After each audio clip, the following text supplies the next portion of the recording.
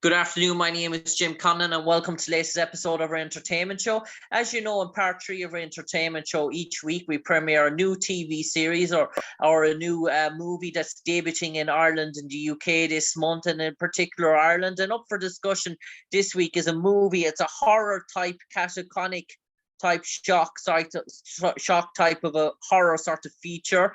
It's out in cinemas nationwide here on January the 20th. It's called Blaze. It stars Josh Lawson, Simon Baker, Yale Stone, Julia Savage, and our special guest this evening, Kristy Wordsworth. And I was watching the trailer for Blaze, Kristy, in terms of that, and it almost feels like watching a sort of catacomic sort of suspense sort of a sort of a thriller. It's almost watching one of those horror sort of movies where we're talking about possession and being possessed, dare I say.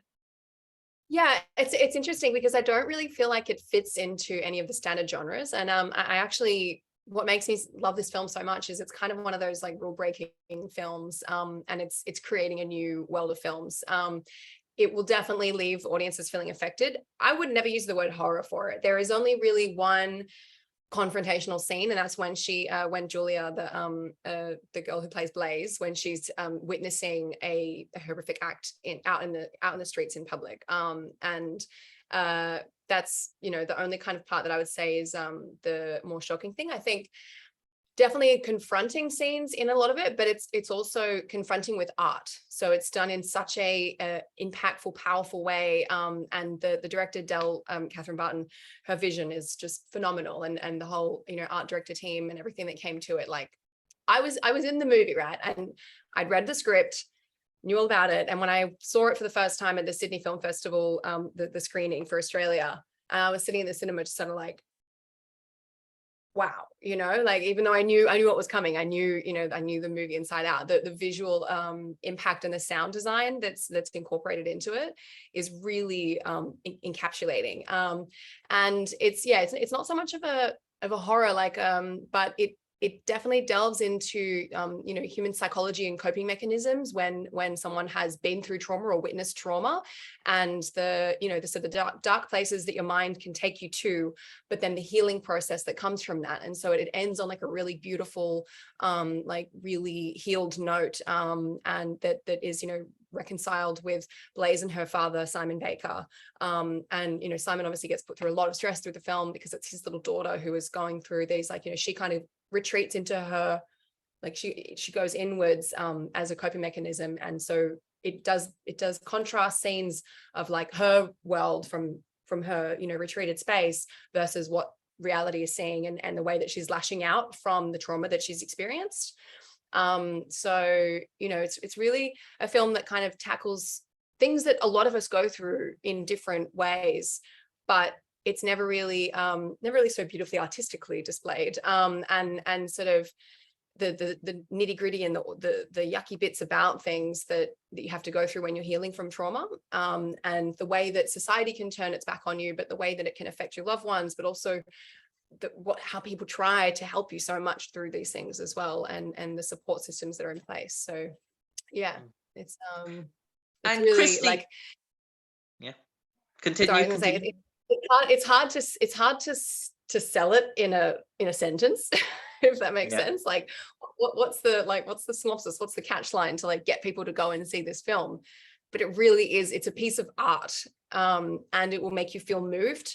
It's it's definitely not, it's not too horrifying or confronting. There's, just like I said, one particular scene that is a little bit like, ooh, but you know, it deals with the theme of rape and murder, accidental murder, mind you, but rape being the initiating act.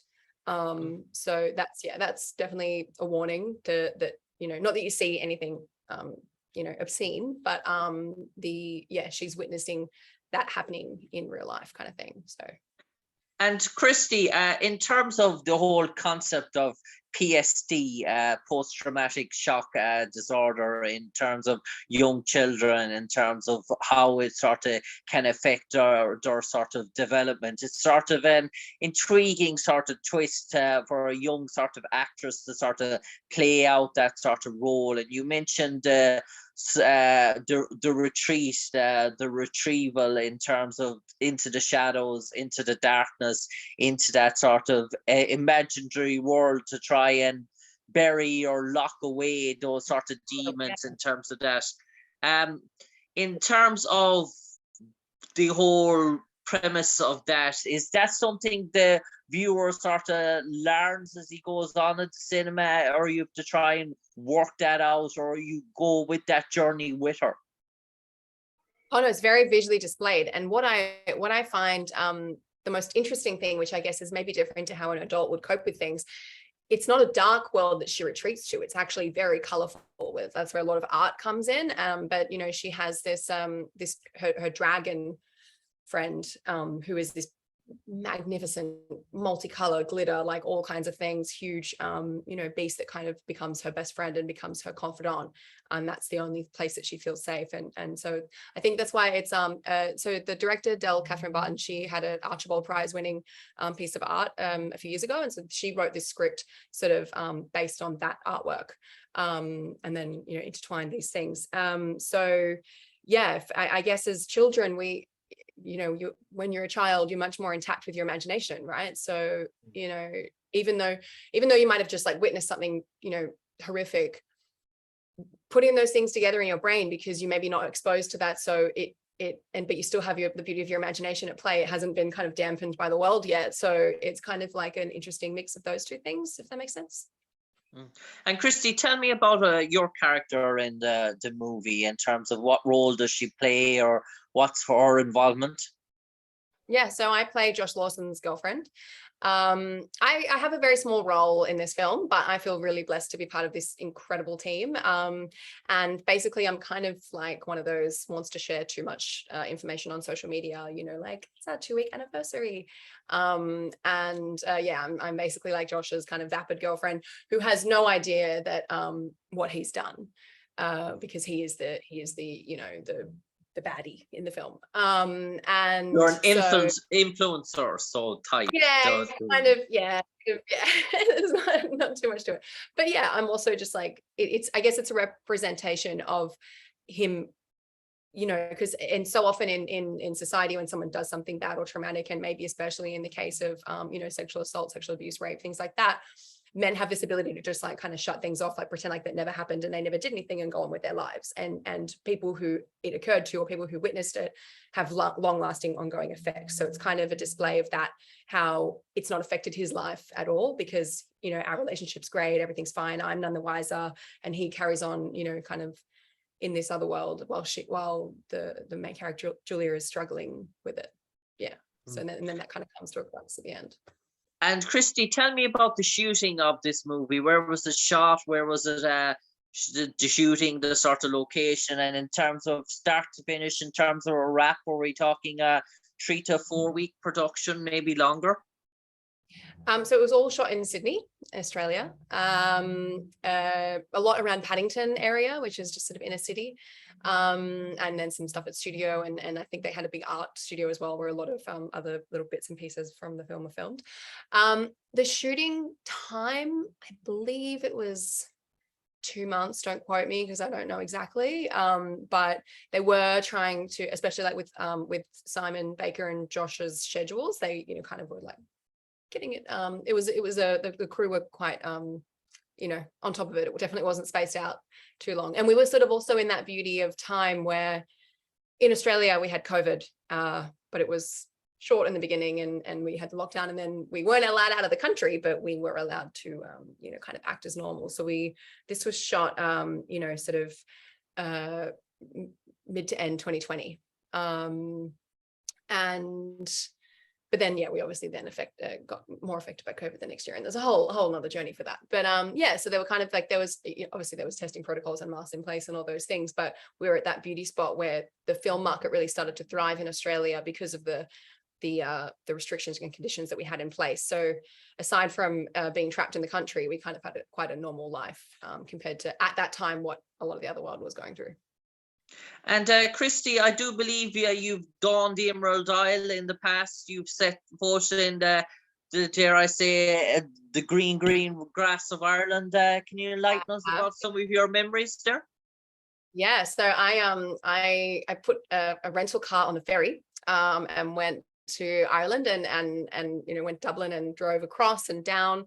So we did like the Dingle Peninsula and the Ring of Kerry, and some of my highlights of that trip were the Cliffs of Moher.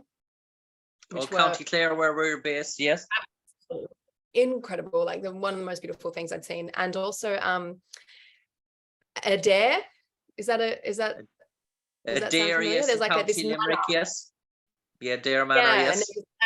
And I just remember like this reflection on the water from across this lake of this beautiful, gigantic manor. Anyway, everything in Ireland was really like mind-blowing. The beauty and the history and yeah, the greenery and the sheep and all the different things that were randomly plotted along. I mean, I think driving is the best way, because it's also, I mean, I'm from Australia. Australia is very big, and Ireland is not so big in that sense. So you can really cover a lot of ground in a short period of time in a car. But yeah, I absolutely loved it. And Cork was super fun. I did a pub crawl in Dublin, and yeah, it was a really great time. And Kristy Wordsworth, for the final 30 seconds, you might enlighten all our audience, all our viewers, all our listeners who's watching you tonight in terms of Blaze, why you should go to cinemas on January the 28th nationwide, watch Blaze, and what's in store for them. Yeah, I mean, as I said, it's kind of a hard one to summarize in one sentence, but it is a really, really powerful, beautiful film that will really make you empathize and feel at heart. Maybe it can help people heal from their own traumas that they might have buried down, that they've experienced. And yeah, it's got a really lovely message to it, and just visually encapsulating and a sound experience. Like you won't be disappointed. In fact, there was an article in Australia that said it was one of 2022's best films that you didn't see, because I guess maybe people were like, I don't know what that is, but it's had a lot of acclaim and a lot of really great things written about it. So go and experience it and check it out for yourself. Kristy Wordsworth, a pleasure for me, Jim Conlan, speaking you this evening on the airwaves. No doubt Blaze will be a massive success for you, and hopefully, please God, 2023 now in Vancouver will be the start of a really productive season for you in terms of TV series, movies in the works, and hopefully, please God, we'll speak to you in the near future about other sorts of projects. But for the moment, for me, Jim Conlan, to you, Kristy Wordsworth, stay safe, take care, and God bless. Thank you.